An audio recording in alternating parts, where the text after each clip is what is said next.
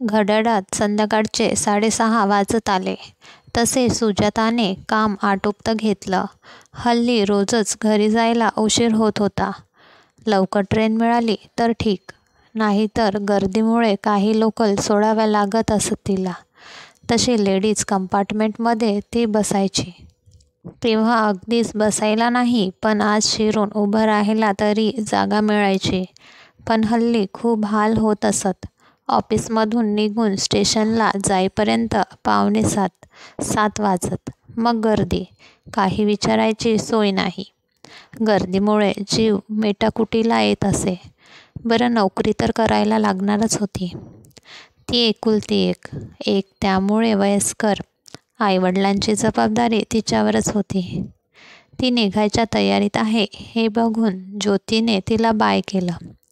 ज्योती दादरमध्येच राहत असे, त्यामुळे ती सहज 7, 7:15 ही निघे. पण सुजाता अंबरनाथहून येत होती. अंदाजे 20-22 वर्षाची.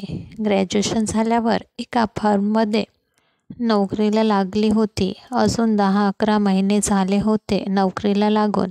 म्हणूनच संध्याकाळ होताच तिला तिच्या आईवडिलांचे चेहरे डोळ्यासमोर येत. आज तर आईला घेऊन दवाखान्यात जायचे होते. तसे 2-3 दिवसापासूनच जायचे होते, पण उशिरामुळे जमले नव्हते. आज तरी जाऊच, तिने निश्चय केला आणि ती स्टेशनवर आली. 6:55 की लोकल आधा घंटा देरी से आएगी. अंबरनाथ जाने वाली सुपरफास्ट लोकल प्लॅटफॉर्म क्रमांक 3 पर आने वाली. उशिरा गाड्या धावत आहेत. आजही गोंधळच आहे याची तिला अनाउन्समेंट ऐकल्यावर जाणीव झाली. जी गाडी येते त्यात चढावे, पण अजून ती लेडीज कंपार्टमेंटपर्यंत पोचली नव्हती आणि ट्रेन तर समोर आली होती. मुंबईहून भरभरून आली होती. अशीच गर्दी पुढेही असणार. तिने क्षणभरही विचार न करता जो पुरुषांसाठी असलेल्या डब्यात तिने शिरायचा प्रयत्न करायचे ठरवले. डब्बा पूर्ण भरलेला. अगदी शेवटी दारात बारला लटकून ती उभी राहिली. जेमतेम एक पाय आत आणि अर्ध शरीर एवढीच जागा तिला मिळाली. हे काही खरं नाही. आपण उतरायला हवंय. चूक केली आपण. पण आता उशीर झाला होता. गाडी सुरू झाली होती. तिची तशी बेताचीच उंची होती, त्यामुळे डबल फास्ट लोकलमध्ये ती अक्षरशः लोंबकळत होती. हेलकावे खात होती. तिची अवस्था आतल्या माणसांनी बघितली नव्हती असं नाही, पण काही तर अगदी दुर्लक्ष करत होते आणि काही खोडसाळ. पण गाडी हलते आहे याचा फायदा ती एकटीच आहे म्हणून मुद्दाम जास्त हलत डुलत होते. तिच्या ते लक्षात येत होतं, पण चिडली असूनही ती काहीच करू शकत नव्हती याचं वाईट वाटत होतं. काही माणसं तर उगीच हिंदी गाणी मोठ्यांनी म्हणून तिच्या घाबरलेल्या अवस्थेची मजा घेत होते. बापरे, फास्ट जाणाऱ्या लोकलमधून इतक्या बाहेरून लोंबकळत जाताना आत्ताच हाताला केवढी रग लागली होती. आणि गाडी तर ठाण्याशिवाय अधेमध्ये थांबणार नाही. अंतर, वेळ बराच लागणार आहे. कसं निभाव लागणार यातून? आताशी तर 10-15 मिनिट झाली आहेत. 1-1.5 तास कसा काढणार आपण? ती काकुळतीला आली होती. जरा विचार करून चढायला हवं होतं. पण हे असं प्रवास करणं, पण दिवसेंदिवस गर्दी वाढते. थोडं थांबलं तर 8:30-9 होतात. घरचं पण बघायला हवं. काम तर असतातच. कसा मार्ग निघायचा यावर? असाच रोज प्रवास करायला आपण शिल्लक तर राहायला तर हवं. तिची ही अवस्था अविनाश बघत होता. अंदाजे 30चा. मागच्या वर्षीच CAची परीक्षा उत्तीर्ण होऊन स्वतःची प्रॅक्टिस करत होता. आज एका क्लायंटकडे जायचे म्हणून दादरला आला होता. सुजाताच्या आधीच तो दारात एक पाय ठेवून चढला होता. खरं तर तो कधी स्त्रियांकडे फारसं लक्ष देऊन बघत नसे, पण सुजाताची अवस्था आणि त्याची मजा घेणारे पुरुष हे सगळं त्याच्या लगेच लक्षात आलं.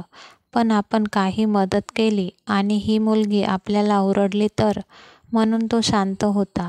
पण तिची बेताची उंची आणि हेलकावे खाताना होणारी ताळंबळ, माणसांवरची चिडचिड, हलणारी पर्स आणि न मागताही तिला हवी असणारी मदत. यामुळे त्याने त्याच्या हातातील बॅग त्याने गळ्यात अडकवली, एक हात वर पकडला आणि उजव्या हाताने सुजाताला आत सरकवून बारला हात घट्ट धरून ठेवला. हे करताना आतल्या माणसांकडे डोळे वटारून बघायला तो विसरला नाही. अविनाशने तिला केलेल्या मदतीचे आतल्या माणसांना तो तिच्याबरोबर आहे असे वाटले आणि ते जरा शांत झाले, वरमले. सुजाताला तर एकदम देवदूत धावून आल्यासारखे वाटले. अविनाशने बारला धरल्यामुळे तिच्या जीवात जीव आला. माणसांचा त्रासही कमी झाल्याने तिने जरा निर्धास्त होऊन अविनाशकडे बघितले. अविनाश तिच्याकडे बघून हसला. तीही गोड हसली. उंचापुरा अविनाश अगदी रुबाबदार तिला एकदम आवडून गेला. चेहऱ्यावर विद्वत्तेचं तेज होतंच. तिने मनोमन त्याचे धन्यवाद मानले. ठाण्याला गाडी थांबली, पण फारशी काही गर्दी कमी झाली नाही. फक्त आज जरा थोडेसे शिरता आले. डोंबिवली पार झाल्यावर मात्र त्यांना आत बसायला जागा मिळाली. आज तुम्हीच माझा जीव वाचवला, नाहीतर काहीच खरं नव्हतं माझं, सुजाता म्हणाली. अहो, त्यात काय एवढं, अविनाश हसून म्हणाला. आता अविनाशने तिच्याकडे नीट बघितले. थोडी सावळी पण खूप सुणसुणीत मुलगी होती ती.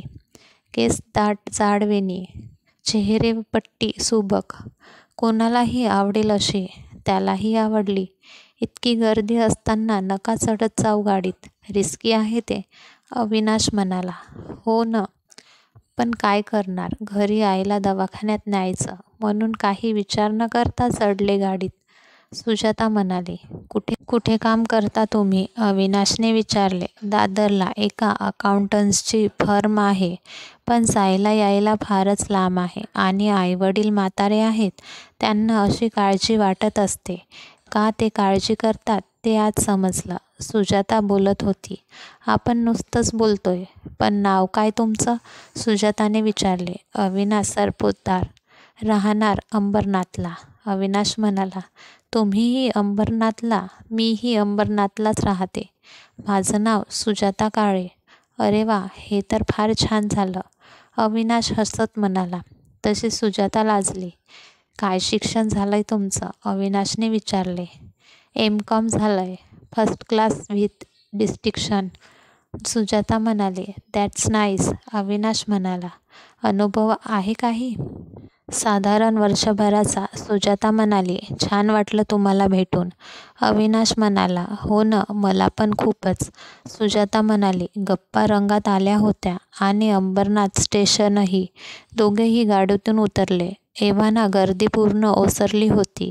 सुखरूप घरी परतल्याने सुजाता आता रिलॅक्स होती. दोघांनाही अजून गप्पा मारत बसावं असं वाटत होतं, पण घरी तर जायलाच हवं. आता कधी भेट होणार, अचानक भेटलो आज आणि किती छान ओळख झाली.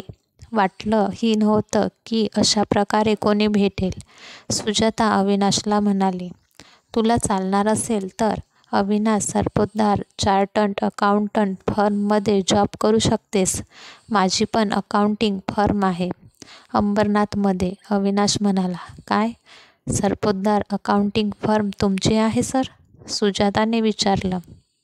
मी खूप ऐकून आहे फर्मबद्दल. शुअर सर, मी उद्या सकाळी नक्कीच येईन, सुजाता अतीव आनंदाने म्हणाली. त्याने तिला कार्ड दिले. पत्ता नीट समजावून सांगितला. अतिशय आनंदाने आणि समाधानाने दोघेही घरी निघाले. सुजाता जरा जास्तच आनंदात होती, कारण अविनाशच्या रूपात आज तिला जणू एंजलच भेटला होता. ही कथा आवडली असल्यास लाईक करा, शेअर करा आणि सबस्क्राईब करा. धन्यवाद.